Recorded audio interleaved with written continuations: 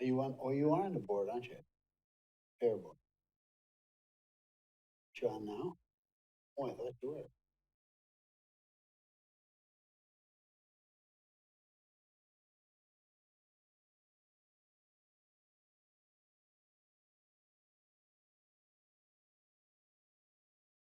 Are you ready?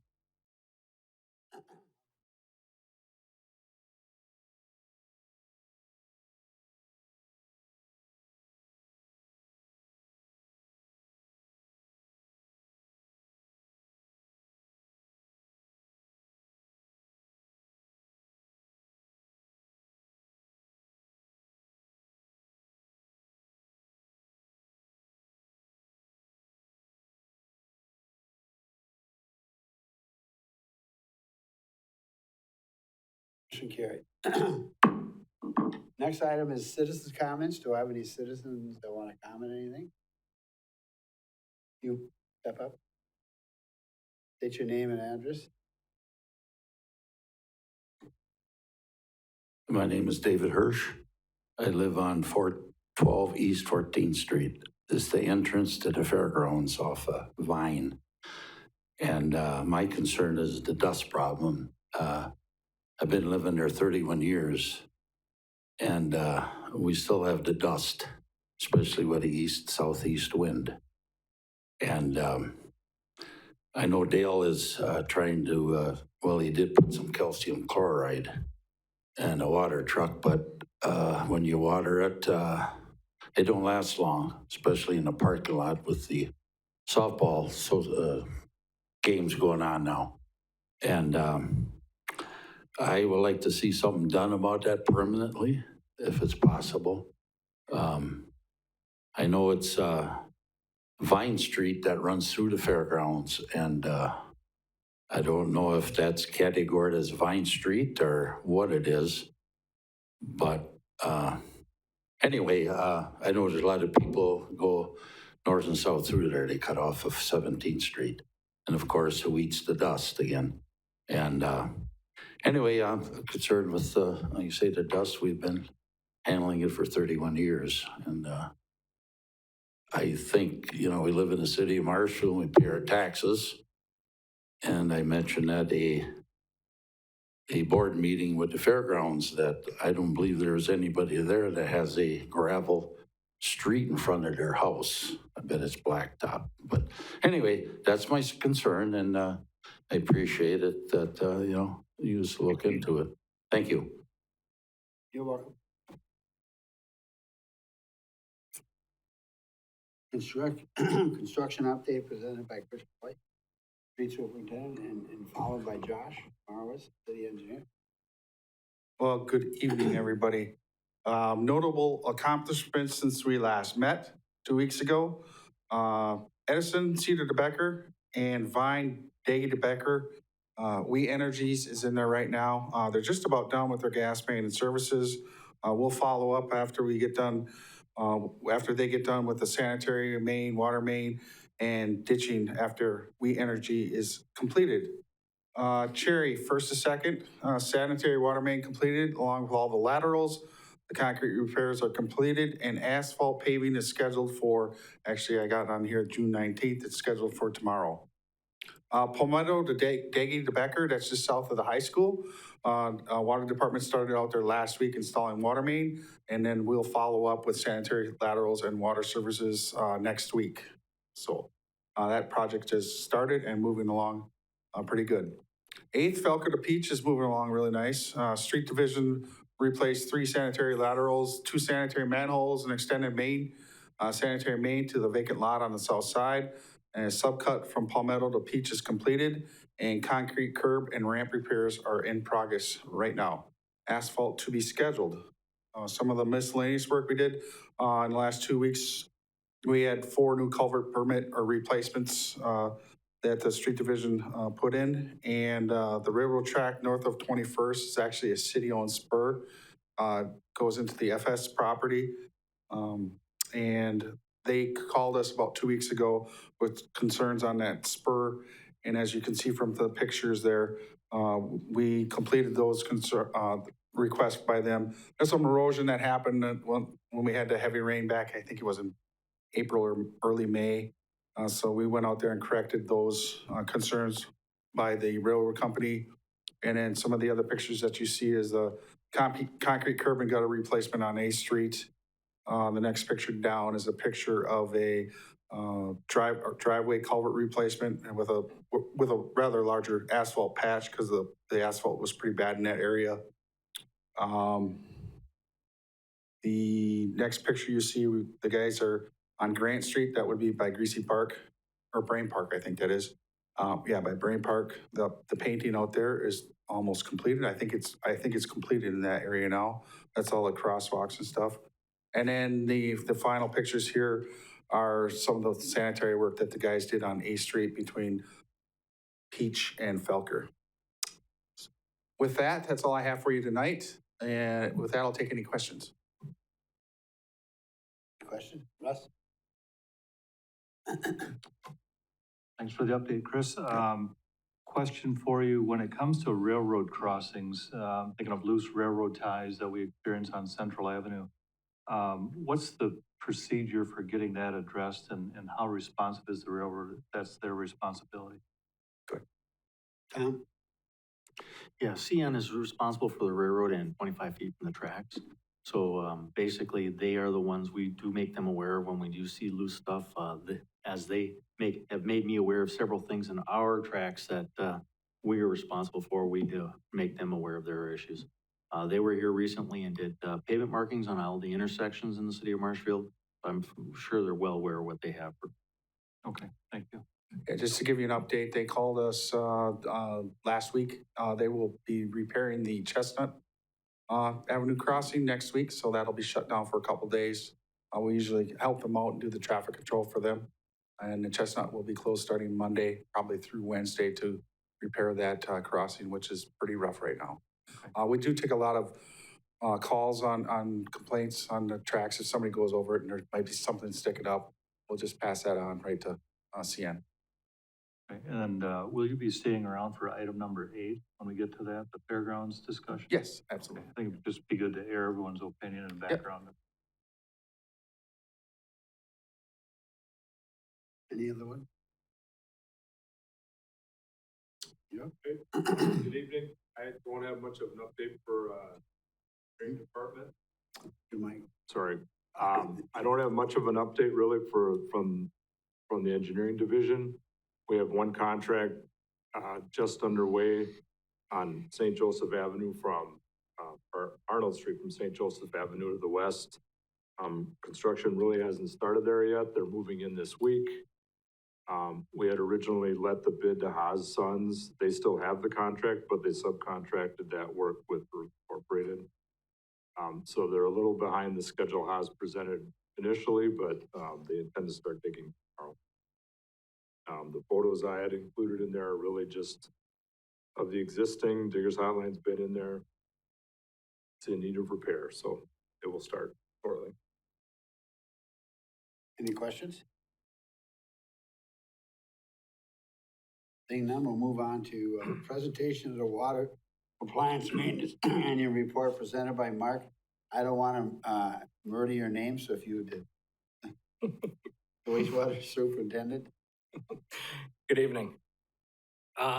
This is a 2022 compliance maintenance annual report for the wastewater treatment division. This is required by the DNR to be presented to the governing body annually.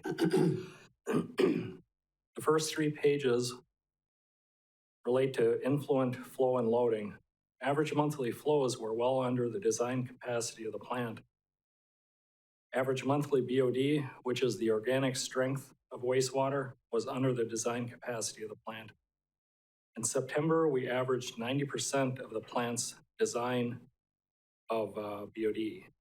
This is a cautionary level, which generated 3 points against us. However, the plant handled it and effluent quality easily met permit limits. In 2022, we treated 880 million gallons of wastewater. 5% of this was hauled in waste, or about about 43 million gallons of it, and it generated about 10%, little over, of the revenue in the year. Pages 4 through 7 relate to our effluent quality. All limits were easily met with no exceedances, no points generated against us, all grade A's. Note on page 5, I've highlighted a failure of one whole effluent toxicity test. This test is required once yearly. One failure could easily be an anomaly, so the DNR requires 2 retests after any failure. Our 2 retests passed with flying colors, so no points were generated against us. Pages 8 through 11 relate to biosolids, which is the byproduct of wastewater treatment. It's an excellent crop fertilizer, and it was applied to 380 acres in 2022. Our biosolids easily meets high-quality Class B standards. We are required to have on-site storage capacity for at least 180 days. We easily met this by having about 270 days of storage capacity. 0 points generated against us, section grade A. Just a note on that. In our next permit, it is likely we'll be required to monitor for PFAS. Up to now, we have not had to do that. But we expect these levels to be very low since our source water from Marshfield Utilities, all their active wells have no detectable PFAS levels, and no known industrial facilities in Marshfield discharge PFAS. So we shouldn't have any trouble there. Pages 12 through 13 relate to staffing and preventive maintenance. The city is fortunate to have an excellent staff of operators who kept up on all equipment maintenance. 0 points, section grade A. Pages 14 and 15, operator certification. The designated operator in charge was myself. I have all required certifications. The DNR requires us to have at least 1 backup operator in charge. We exceed this requirement and are fortunate to have 6 operators on staff that meet this requirement. 3 other operators are working towards this advanced certification.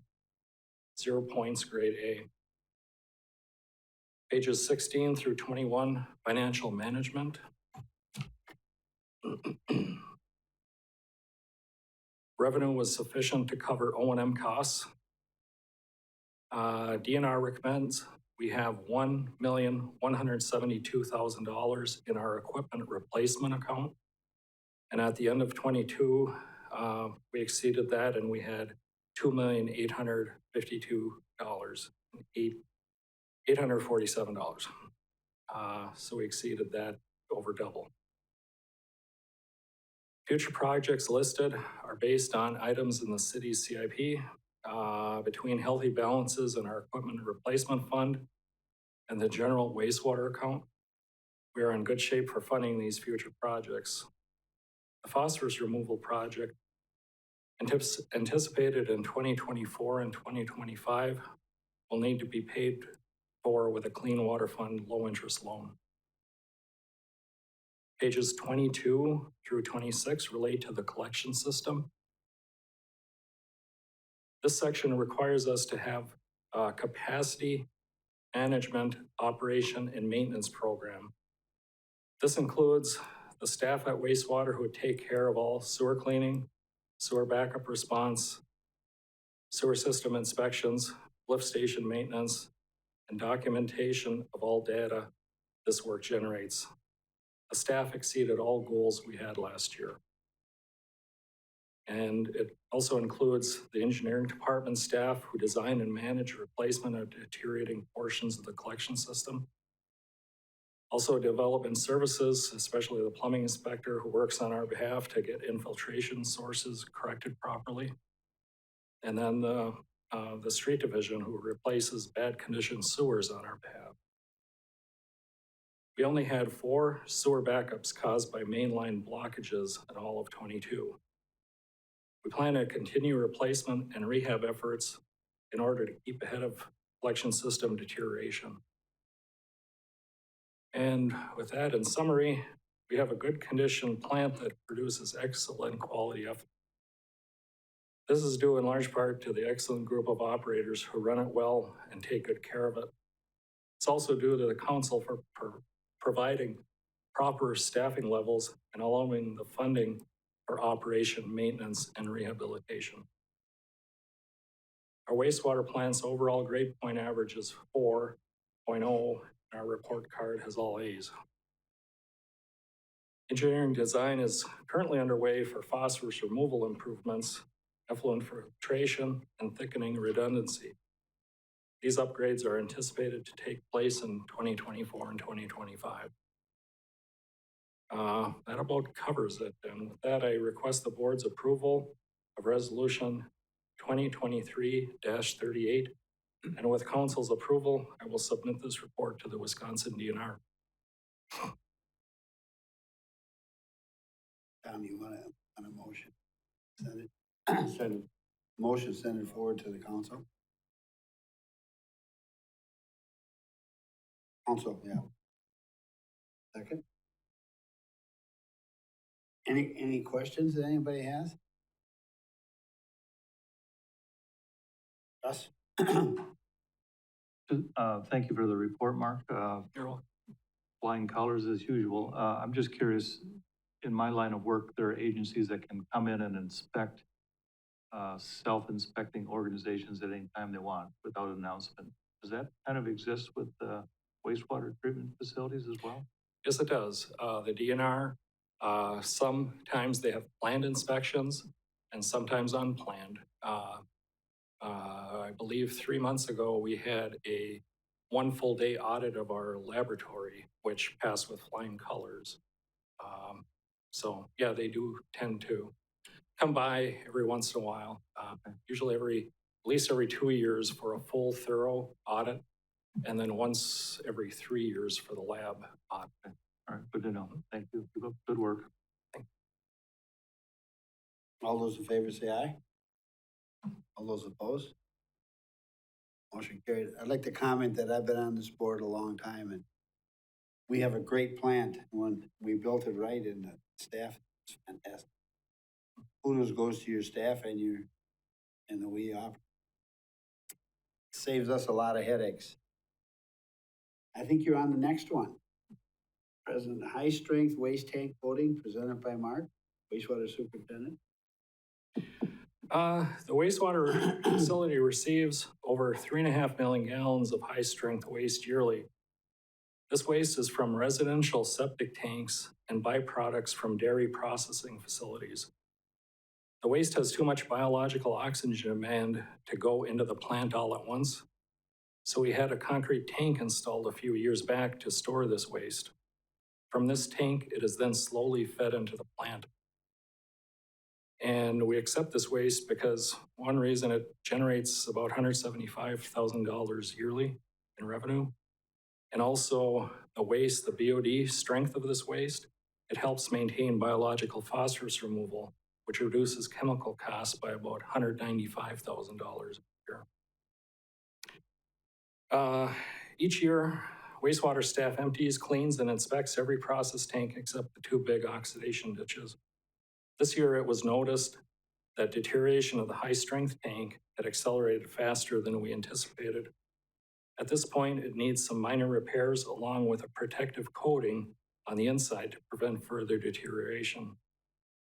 We reached out for proposals from 3 contractors that specialized in this type of work. The low bid was from Mississippi Valley Coating Incorporated in the amount of $130,985. And wastewater has sufficient funds available to pay for this repair. Staff recommends approval of proposal from Mississippi Valley Coating Incorporated in the amount of $130,985 for repair and coating of inside surfaces of the high-strength holding tank, including piping and sealing.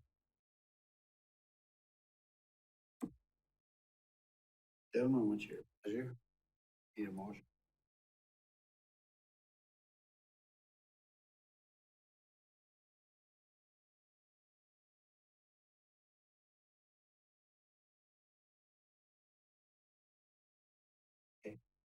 Yes, sir. Yeah, I did just have a quick question. And maybe this is more for Tom, but is there any reason, it seems like this wouldn't be necessarily like a regular maintenance thing. Is there any reason we didn't look at doing this in the CIP? This is considered maintenance. It's a Is it? pretty specialized item. Okay. So it doesn't follow the bidding requirements and you just go for quotes. We wanted to at least have 3 different comparisons for this. Because if we put it in the CIP with the other projects, we do have the funding to do this right now. We may see deterioration that may cost us a lot more in the immediate future. Gotcha. Makes sense. Thank you. Motion? I'll move to approve. We have motion to approve, second. Also- Any questions? Question, yeah, Yes. so, the income and, we're at $175,000 yearly revenue. And now we're looking at $130,000, expenditure, or $31,000. So how do things, play out with regard to this additional cost and any fees we might collect? Maybe another question would be, when's the last time we've adjusted the fees? We take a look at the fees for wastewater utility on a yearly basis. And I believe the last 2 or 3 years, we have not raised the fees. You'll also note that in Mark's note, we're also saving $195,000 on processed chemicals that we have to add to reduce phosphorus. By taking the high strength waste, we are actually saving money too. So it's a net, I'll let Mark finish up and answer maybe the actual financial end of that. Your question was, it's been 4 years now that we've had a 0% increase in rates, but we do have it analyzed yearly. Okay, it just strikes me as an opportunity maybe to revisit the revenue side of it. Unless, it's already factored in that you're gonna be spending $131,000 at 4-year increments or whatever it is, you know what I mean? It's a one-time expenditure. We should be done with it after this coating. Right. No, I understand that. It's just, Okay. to me, it looks like an opportunity to include that in the revenue side. Any other questions? Mike O'Reilly would like to. Mike? Can't see it. Thank you. I was looking at got a quick glance at the proposals there. I noticed the second in line also included pumps. Do we know why that was included, if the pumps are in rough shape, or what that cost differential is between the two? There was a slight variation in the bidding, which is kind of common no matter how detailed you give, the project. They determined that the pumps also needed coating, but however, the Mississippi Valley coating, the first one, also includes the ceiling, but not the pumps. And the second bid included the pumps, but not the ceiling. And the ceiling is much more of value to us than the 2 small pumps coating. So that was another strong indication that it was the best proposal, the first one, although all 3 are very reputable contractors. All right, thank you. Any other questions? Hearing none, all those in favor signify by saying aye. Aye. Aye. All those opposed? Motion carries. Thank you. Thank you. Number 7, boiler project for City Hall, presented by Tom Tershi, Director of Public Works. All right, the City Hall has 2 boilers, and in 2022, the boiler 2 started developing a leak, which appeared from internal corrosion. Jeff Moulter did not believe this could be repaired. So we took a look at moving this project, which was in the CIP for 2024, and moved it up to 2023. That was done on May 9th with council approval, with the following budget resolution, CC 23-096. We took and went out for quotes for this following the approval, and we had 3 submitted quotes. for replacement of the City Hall boiler with the same make and model that we have for the boiler that was replaced previously. And the low bid was from Complete Control Incorporated at $19,044 and even. The budget resolution had allocated $30,000 for the purchase of the new boiler. It was suggested the city also consider the extended warranty with this new boiler at a cost of approximately $3,500. If we take the low bid with the extended warranty, we have a total of $22,940, which is less than the amount budgeted. Jeff Molter, our facilities management, will also be working with the installer to apply for a Focus on Energy grant, which should assist in offsetting the cost for the extended warranty. So therefore, I'd recommend that the city award the low quote from Complete Control Incorporated in the amount of $19,444 to include the extended warranty for an additional $3,500 for a total cost installed of $22,940. Are there any questions? Everyone. Go right. What is the extended warranty bias? What is that? I was asking for the details on that. The pump, there's a 10-year warranty on the mechanics and the pump itself, and a 2-year warranty on the board. This will extend that beyond that. I didn't have the details for that before I came to the meeting. Jeff didn't have that yet. So. And the time period is what, 2 years, 10 years? We know? For this so long. The extended warranty, how long is it? I don't have a good answer for you yet. Oh. Mike O'Reilly was asking a question. Mike? All right. Thank you.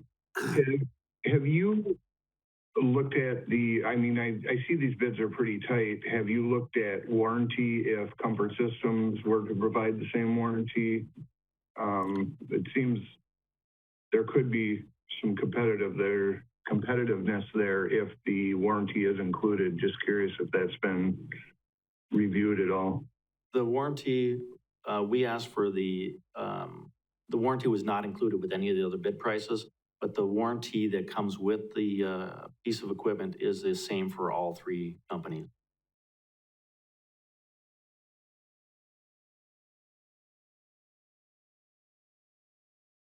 So Complete Control included the price for the extended warranty, or did they offer that after the fact? They offered it after the fact. So I guess that's what I'm getting at. I mean, I don't know. It seems a little frustrating when they can come in and make something up after the fact versus I think it would be advisable to look for that extended warranty for Comfort Systems and see, verify that we're getting what we're asking for if we're going to get that extended warranty.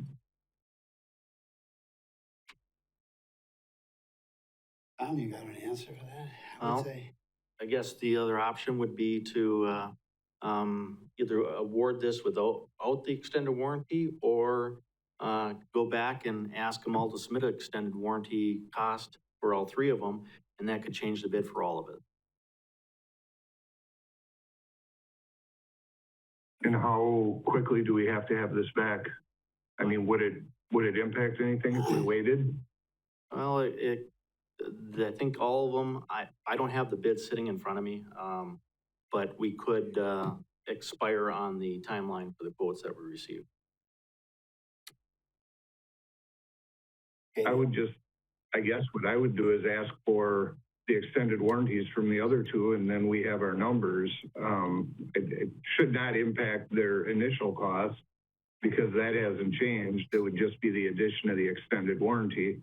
I would think they could turn that around in very short order.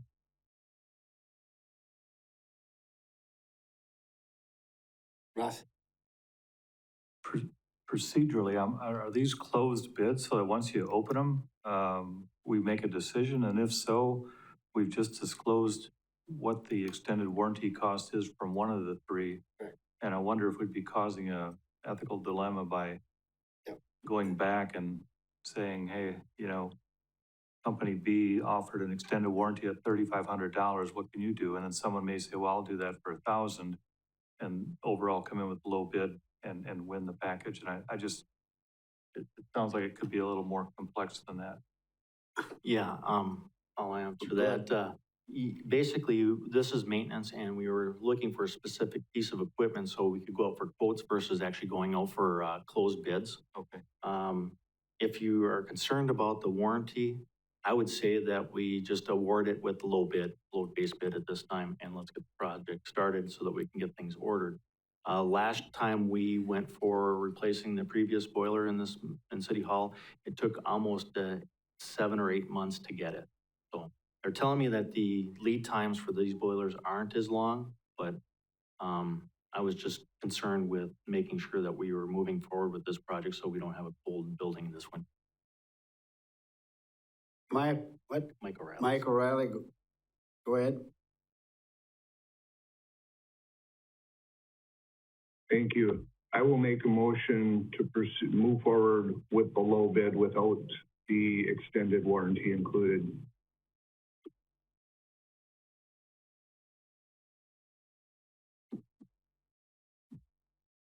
I'll second.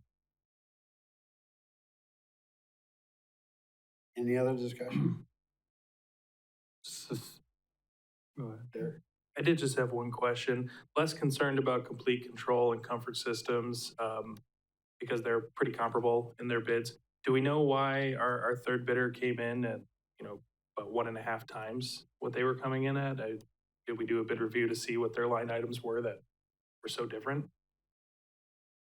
It was just basically the quote. They were basically quoting the exact same piece of equipment and installation.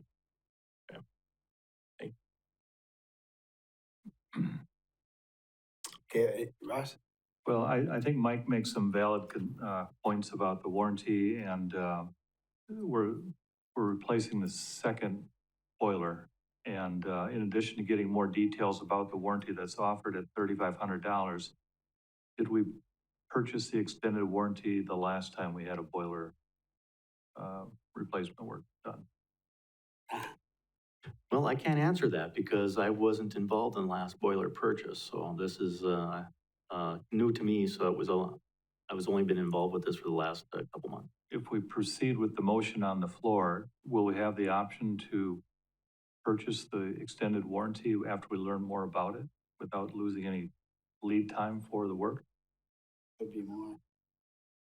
I think that I'd have to talk to Jeff to get the exact answer for that, but I think that I was looking also for a firmer quote on that 3,500 before we approve this, but I wanted to get this process going because of the timelines on the bids. So we can still, what we could do is talk to him about the extended warranty and bring it up at the next meeting and either get the process started. And if we decide we want to go that route, it'll take some time to get the materials and the equipment here. And then you can decide whether or not you really want it at that point. I do not know if the other equipment has the extended warranty on or not. Okay. I would ask Mike then, how do you feel about this approach? I guess I'm comfortable with that approach. These extended warranties can save you or cost you a bunch of money. So I'm not sold on it the way it is, but I would definitely like to learn some specifics of what that extended warranty covers. So I kind of like this approach. So one final thought, I don't know who we used for the first boiler work, if it was the same company or not, but, and whether or not we had an extended warranty on it, but if it happens to be the same company and they're gonna give us an extension on the offer of an extended warranty, do we get both boilers covered for the same amount of money? I wanna make sure we're, one boiler's covered, 10 years from now, we're gonna have a conversation about a boiler that went out, we didn't get extended warranty on it, coverage, and this one we did, and it just doesn't seem to make sense. We should be consistent. I know for a fact that the first, this is not the same company, but the first boiler. Any other questions on the issue? If not, all's in favor? with the motion to just, purchase the boiler at the present time? All those. in Aye. favor? Aye. Pardon? They both. Oh, I say no. I'm gonna vote no also, and it's not because I don't want people to have heat in the winter, I certainly do, but I just think that, we need more information and, I don't quite feel comfortable the way the details were presented tonight. I'm not voting no because I don't want the boiler. I'm voting no that we're picking a $3,500 charge for extended warranty. I've never run into anything that I've ever regretted getting extended warranty on anything, including a car or anything.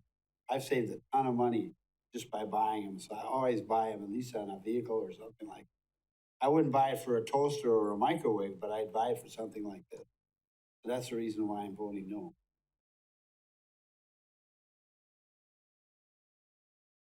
So, Right. So that carries 3-2. Yeah. All right.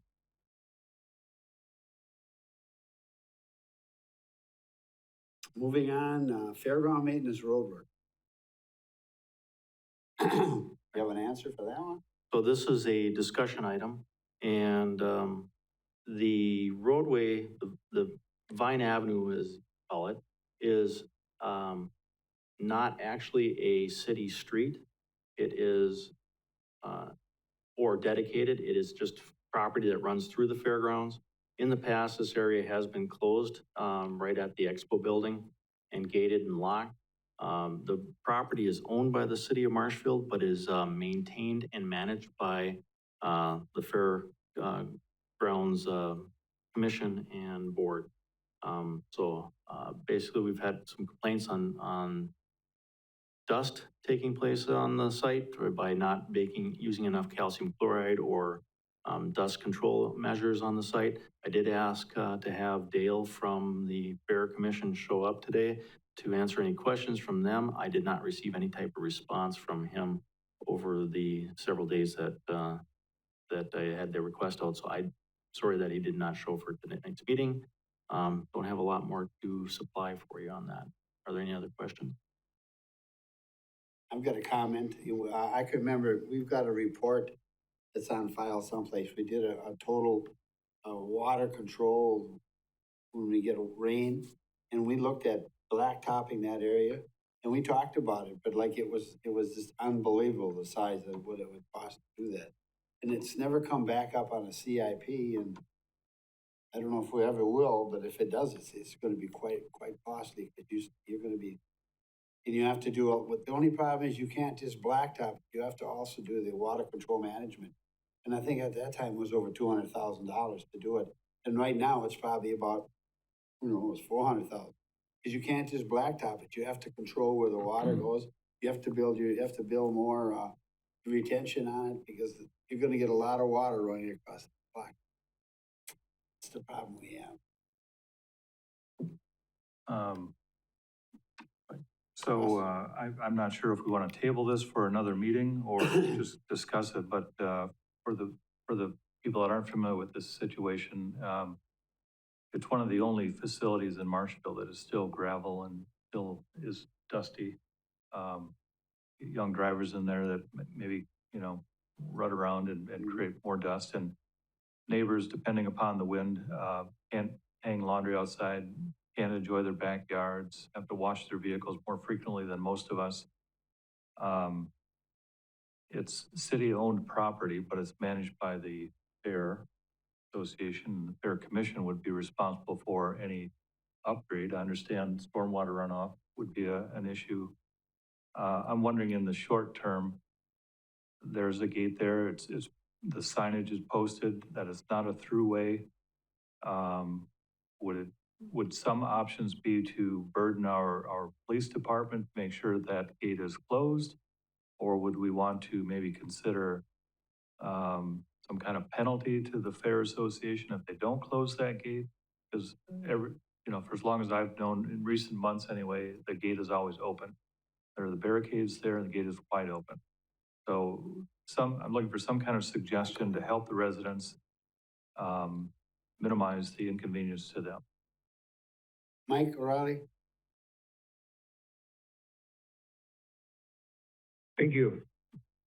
That gate was closed for a long time. Is there some reason that it had to be opened? I mean, that seems to be the issue here.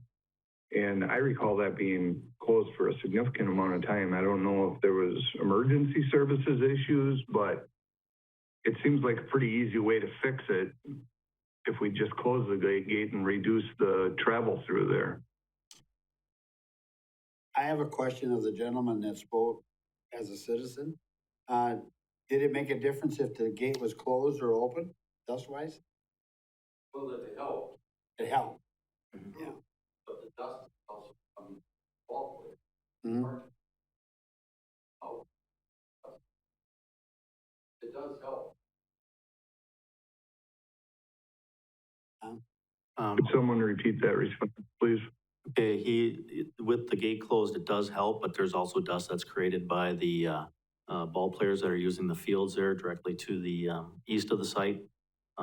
I could offer to make contact with Dale and see if we can get that gate locked on a more permanent basis. And as far as the fire department's concerned, they cut locks off. They need to access things pretty easily. So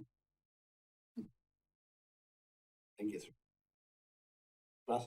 Well, I think. Thank you.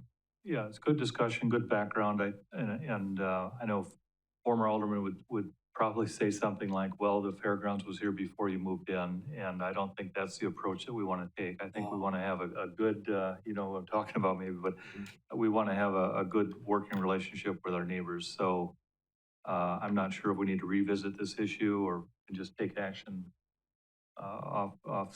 offline, but the current situation is not good for the neighbors.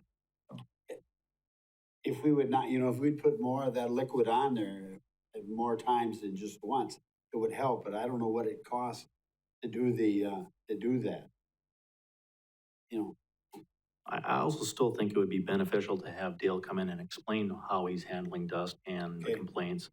So I do think it's worthwhile to invite him to a future meeting just to discuss the methods that they use to try to keep the dust down until they can actually do something like a major project that would be paving. But I think they've got several other major projects that are probably higher on their priority list at this time. I would agree. It'd be nice to hear from him. And if I hear that the cost to mitigate the dust is something that they can't budget, then I would say, let's not talk about a new building in the future either, because if you can't take care of what you have now, you might not be able to take care of what we are going to have in the future at a lot higher cost to everyone. Can I say something on that? Can you use the microphone? take the mic, please. Sorry. Dave Hirsch again. I'd like to comment on that. My wife works in the garden, and she's quite a gardener. And we have them situations, she wears a mask. So she don't breathe in this dust. And to me, it's a health issue also. And like I say, my alderman checked the picnic table in my pickup and also in the windows of our house. My wife cleans that out and it's filthy. And what are we breathing in? What are the neighbors breathing in? And I know my neighbor has two smaller children. They play in the yard. It's just south of me. And matter of fact, he came to one of the fairgrounds meetings. But, you know, where do you put price over health? You know, and I mentioned, I don't know, years ago, I went to the meeting and you mentioned about it costs money to do the blacktop, the parking lot. And years ago, when my dad had the farm, I took feeder pigs into Wausau Fairgrounds. And back then, that was blacktop. And I know it costs money, the drainage, what they have now, it seems to be working with the drains that's in the fairground parking lot. But I mentioned to Russ, if this was done 25 years ago, the cost would have been a lot cheaper. I understand the cost today, everything went up, oil. But like I say, it's also a health problem. We're breathing in this dust. And I worked for the county highway department and I worked on the crusher. and we had dust coming off of the rock. And OSHA stepped in and we watered it, so we wouldn't breathe in that. But there was years of that they didn't step in. But I always say to me, it's a health issue, and not just us, it's the neighbors. Anyway, thank you. I would like to recommend that we get that report and everybody on this board gets to read that report, the one that, when we want to blacktop this. Because it's not just a blacktop. When you put a hard surface, you have to control the water, and the water's gonna go to the field, the baseball field. And then half of that one field has gotta be removed because you have to have retention bond. Because once it crosses Peaches, the other one can't handle the water. So it's quite a report, and we can get a copy of that report and everybody can read it. It's not just a thing about blacktopping. It's gotta control the whole area. And it starts way up by the horse barns coming this way. That's where all the water comes. Yeah. It doesn't go anywhere else. So it seems to lend support then to, use the term wetting the existing surface. If that's the more cost-effective approach, we just need to do it Right. Yep. I more would think that frequently. we do it more often if we have Thank you. to. But I think we should have Dale still come at the next meeting and we'll talk about it. We just don't want to sweep. Because we got a while before the fair comes around. Yeah. Any other discussion on this? Yes. Yeah, I would definitely like to see that report. Do we know how long ago that study was done? 22, 2006 or Yeah. 10, somewhere in there. I was We just have a curious if it was stormwater worth- report. No, it was after, Bill did that one, so I'm trying to think when. We have it. And it required a lot of storm sewer installation plus, stormwater management, because we actually determined what would back up on the fields and stuff. So there was a lot of time that was spent on that. Any other discussion on this issue? Not, we'll move on. I lost my computer. What's the next item? Oh, we're on in. The next item is recommended items for future. We're gonna look into this and we'll get a copy of that. I think we may even have a couple of them around on hand. There's one up at the fair office, and I'm sure we have one here. Oh, we have one. Okay. Any other items to come before this board and future meetings? Not, we need a Discuss date for the next meeting. date. Discuss the date for the next meeting is the next agenda item. Okay. So I'll take that. Basically, the next meeting is scheduled for July 3rd, which is a holiday. And right now, we only have construction updates as items on the agenda meeting, or the agenda at this time. So I'm proposing that if we don't receive any items, that we basically cancel that meeting. Is there any concerns with that? Or? Yes. Yes. Mike O'Reilly? Mike? Will we have any impact if we push that off to get something done with this spraying of that lot? Because that's going to be pushing us pretty within a short time to fair time, isn't it?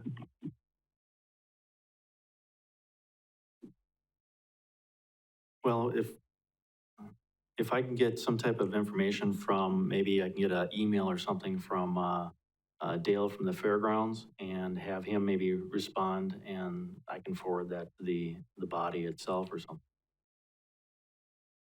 Yeah, I would appreciate that because I would like to get something done with this sooner than later. If it's causing this much problem and it is a health concern, it just can't be left sitting out there to skip a meeting. So if you could do that, I'd appreciate it. Sure thing.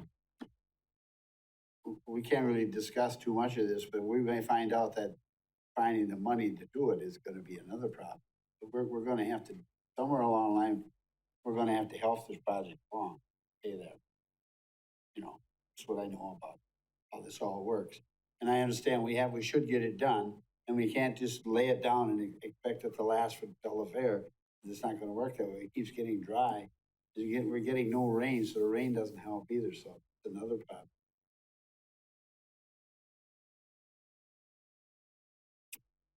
We'll work on it. Thank you. Anything else to come before this meeting? If not, need a motion to adjourn. Motion, second? Mike. All those in favor say aye. Aye. We're adjourned.